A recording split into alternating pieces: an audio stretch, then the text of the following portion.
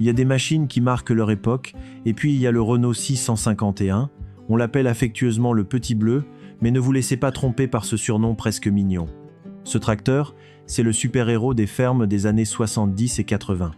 À une époque où l'agriculture française cherchait son second souffle, Renault a sorti une arme absolue, un tracteur compact, mais doté de muscles cachés qui lui permettaient de travailler presque la planète entière. Aujourd'hui sur AgriPower, on va plonger dans les entrailles de ce guerrier.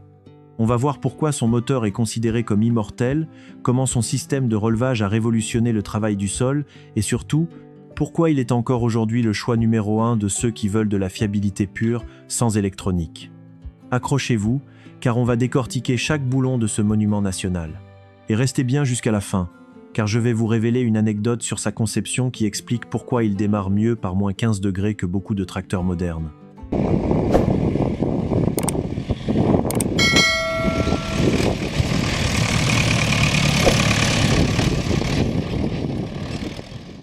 Avant de commencer, si vous voulez voir votre ancien tracteur préféré dans une prochaine vidéo, abonnez-vous et écrivez son nom en commentaire dès maintenant.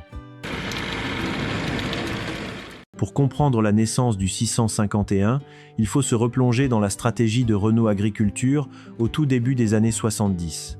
La marque a toujours privilégié la production de tracteurs de cœur de gamme, pensés pour répondre exactement aux attentes des exploitations de taille moyenne. Cette stratégie avait déjà fait ses preuves. Le 22 s'était vendu à plus de 31 000 exemplaires dans les années 50 et le Renault 56 avait connu un joli succès avec plus de 10 à 7 000 unités produites entre 1968 et 1973. Mais en 1972, Renault sent qu'il faut aller plus loin. C'est ainsi que naît le 651, adoptant au passage une toute nouvelle ligne de carrosserie. Le tracteur est assemblé dans l'usine historique du Mans, où il sera fabriqué sans interruption jusqu'en 1980. Le secret de la longévité du Renault 650 est un tien en 3 lettres qui font briller les yeux des mécaniciens, MWM. Sous ce capot orange, qui cachait souvent un châssis bleu, on retrouve le célèbre bloc D2274. On parle d'un moteur 4 cylindres en ligne de 3770 cm3 de cylindrée, avec un alésage de 98 mm pour une course de 120 mm. Renault ne fabriquait pas ses propres moteurs pour cette gamme, ils sont allés chercher ce qui se faisait de mieux en Allemagne. Pourquoi ce moteur est-il une légende sur AgriPower ? D'abord pour sa conception à chemise humide. Cela signifie qu'en cas de grosse fatigue, le moteur est entièrement refaisable pour un coût dérisoire. Mais ce qui impressionne le plus, c'est sa sobriété. Le 650 est un développe 65 chevaux d'IN à 2350 tours par minute, mais ce sont des chevaux de trait, des chevaux qui ne faiblissent jamais. Le couple est disponible très bas, ce qui permet de travailler à l'économie. Le refroidissement, assuré par un circuit liquide classique, réclamait environ 12 litres et demi de liquide de refroidissement, avec un mélange à respecter scrupuleusement pour encaisser des températures idéalement comprises entre moins 35 et moins 40 degrés. Saviez-vous que la pompe d'injection rotative de ce modèle était si précise qu'elle permettait au 651 d'avoir une régularité cyclique parfaite ? C'est ce qui donne ce ronronnement si particulier. Et pour l'hiver, le système de surcharge au démarrage était une bénédiction pour les éleveurs de montagne. Alors que les voisins luttaient avec des câbles de démarrage, le 651, lui, partait au quart de tour. C'est cette fiabilité mécanique simple qui a conquis non seulement la France, mais aussi l'Afrique, où il continue de labourer des sols extrêmes 50 ans après sa sortie. Ce Petit Bleu a prouvé qu'il pouvait presque travailler la planète entière. Mais si vous pensez que la robustesse s'arrête là, attendez de voir la prochaine vidéo. On va passer du bleu au rouge et au vert pour le duel que personne n'ose trancher. John Deere contre Massey Ferguson. Lequel des deux est le vrai roi du champ ? Vous allez être surpris. Mais un bon moteur ne sert à rien sans un bon système pour transmettre la puissance au sol. C'est là que Renault a frappé très fort avec le Tracto Control, son système de relevage hydraulique signature. Pour l'époque, c'était une révolution de la précision. Ce système permettait de transférer le poids de l'outil vers les roues arrière du tracteur pour augmenter l'adhérence. Résultat, le 651 pouvait tirer une charrue, 3 corps, là où des tracteurs plus puissants patinaient lamentablement. Côté hydraulique, le débit total pouvait atteindre entre 26 et 32 litres par minute selon les versions. Parlons de sa boîte de vitesse.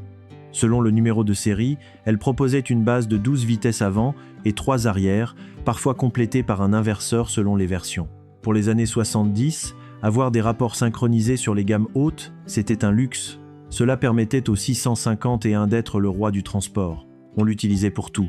La fenaison avec des faucheuses rotatives, le pressage avec des presses moyenne densité, et bien sûr le labour. C'était le couteau suisse. Sa direction assistée hydrostatique, couplée à des freins à disque sec, offrait une maniabilité et une sécurité exceptionnelles pour l'époque.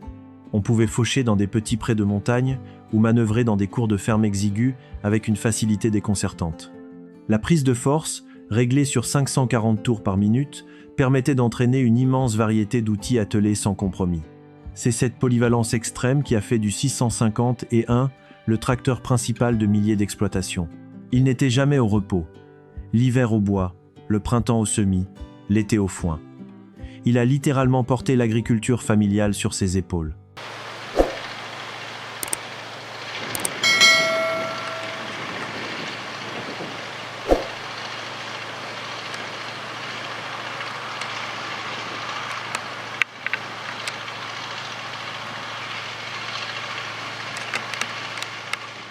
Avant de continuer, j'ai une question qui me tient vraiment à cœur. Est-ce qu'il y a une machine dans votre vie, tracteur, voiture, outil, qui ne vous a jamais laissé tomber, peu importe les conditions? Dites-le moi en commentaire, avec l'histoire si vous en avez une à raconter. Je lis absolument tout. Allez, on continue avec ce qui fait du 651 une légende qui refuse de vieillir. Regardez autour de vous aujourd'hui. Alors que les tracteurs modernes coûtent le prix d'un appartement et demandent un ingénieur informatique pour changer une ampoule, le Renault 651 vit une seconde jeunesse.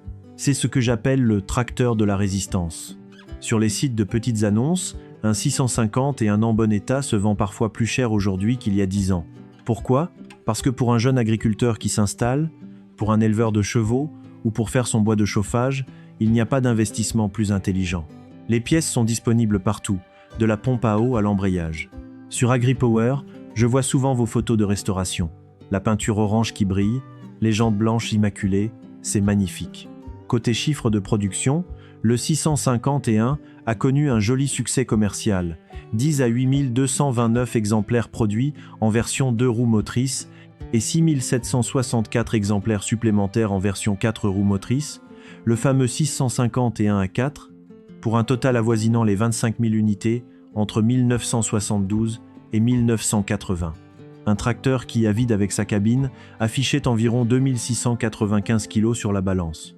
Le 651 marque aussi la fin d'une époque chez Renault Agriculture, juste avant le passage aux séries plus massives et avant, bien plus tard, la fusion avec Claas. Il représente l'âge d'or du savoir-faire français mêlé à la rigueur mécanique allemande.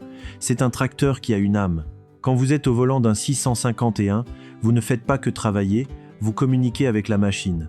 Vous sentez chaque vibration du moteur, vous entendez le sifflement de la transmission. C'est une expérience brute que l'on ne retrouve plus aujourd'hui.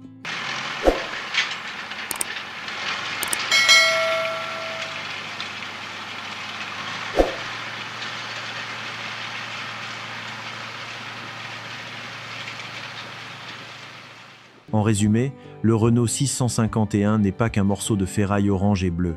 C'est un membre de la famille pour beaucoup d'entre nous. Il a appris à conduire à des générations d'agriculteurs, il a sauvé des récoltes sous la pluie et il a prouvé que la simplicité est la sophistication suprême. Il est l'increvable guerrier qui refuse de prendre sa retraite. Et tant qu'il y aura des passionnés comme vous sur AgriPower FR, son moteur continuera de résonner dans nos campagnes. Mais maintenant, c'est à vous de prendre la parole. Quel est votre meilleur souvenir avec un 651? Est-ce que vous avez déjà réussi à le mettre à genoux? Ou est-ce qu'il vous a toujours sorti de la panade? Et surtout, quel autre monstre sacré de l'histoire agricole voulez-vous que je traite? Un International 744, Someka 640. Dites-le moi dans les commentaires, je lis tout et c'est vous qui faites la programmation de la chaîne. N'oubliez pas de lâcher un énorme pouce bleu si vous avez aimé ce voyage dans le temps et de partager cette vidéo à tous les fans de Renault que vous connaissez. Abonnez-vous pour ne rien rater des prochaines analyses. C'était AgriPower FR, merci de votre fidélité, travaillez bien et à la prochaine.